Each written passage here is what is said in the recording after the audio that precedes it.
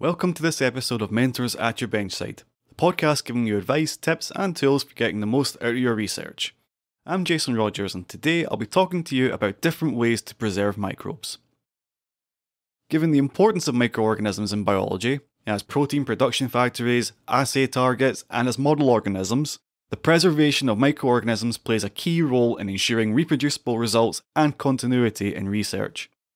Maintaining a laboratory of microbial stocks also enables microorganisms to be easily stored and retrieved, rather than continuously subculturing microbial cultures on plates or in tubes, which can lead to the accumulation of detrimental mutations.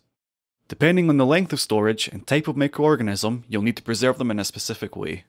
The main reason we preserve microorganisms is to keep them dormant and free from contamination and genetic changes until we're ready to use them for our experiments.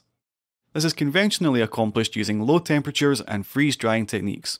These reduce cellular metabolic activity to almost nothing without killing or harming the cells. There are two main ways to preserve microorganisms. Number 1. Short-term storage, continuous growth. Microbes can be grown continuously for short periods on a suitable growth medium mixed with agar, which is the setting agent.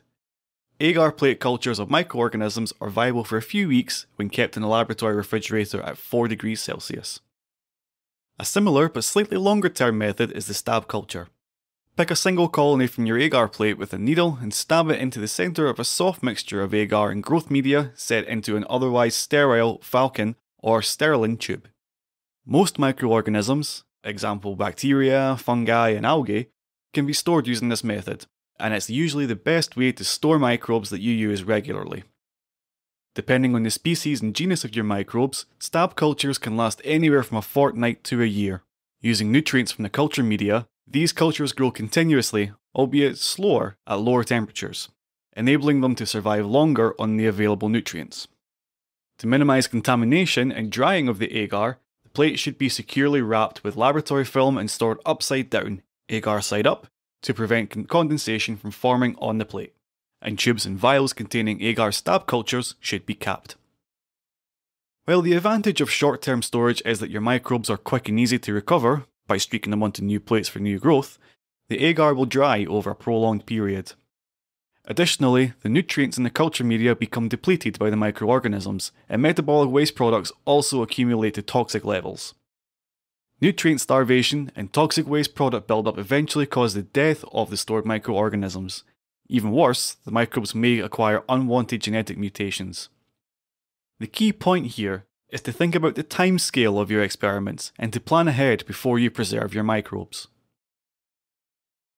Number 2. Long-term storage, cryopreservation.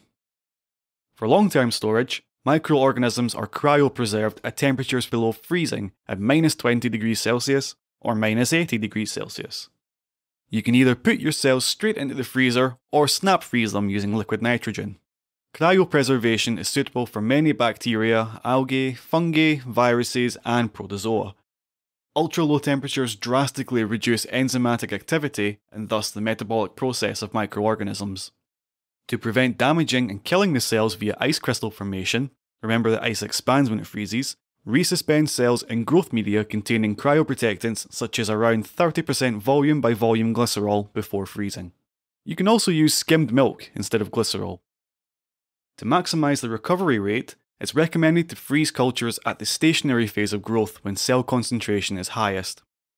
Cultures stored at minus 20 degrees Celsius should be stable for at least a year, while cultures stored at minus 80 degrees Celsius, or in liquid nitrogen, could be stable for decades.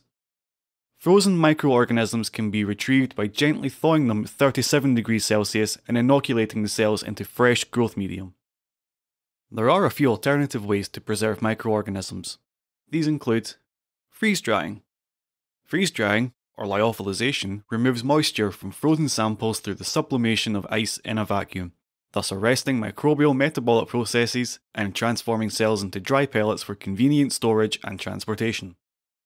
However, note that lyophilization is unsuitable for certain bacteria and non-sporulating fungi as they may not survive the stresses of dehydration.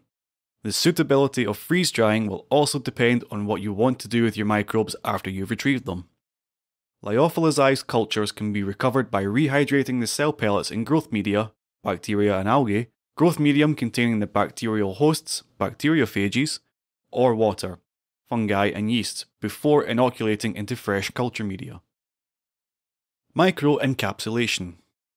In microencapsulation, cells are entrapped in a matrix of some protective encapsulating material before storage.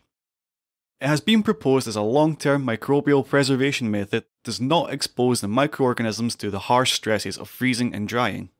Encapsulation matrices include gelatin, ethyl cellulose, polyvinyl alcohol, PVA. The matrix shields the cells and increases stability during storage. Regarding its benefits into cell viability, microencapsulation of probiotic bacteria in calcium alginate has been shown to improve their viability when stored at -80 degrees Celsius. Similarly, electrospinning and electrospraying, where microorganisms are trapped in nanofibers and droplets respectively, have also been used to preserve the viability of sensitive probiotic bacteria. Remember, preserving microbes the right way ensures they are in tip-top shape for your experiments, in turn saving you time, effort, and money. Short-term continuous growth enables you to retrieve your cells instantly, while long-term cryopreservation can keep your cells viable for years. And for really hardy or really sensitive bugs, there are specialised preservation methods you can try. So that's it for ways to preserve microorganisms. Check out the episode description for links to related articles and resources, and don't forget to subscribe to the podcast to get more help and advice from mentors at your Benchside.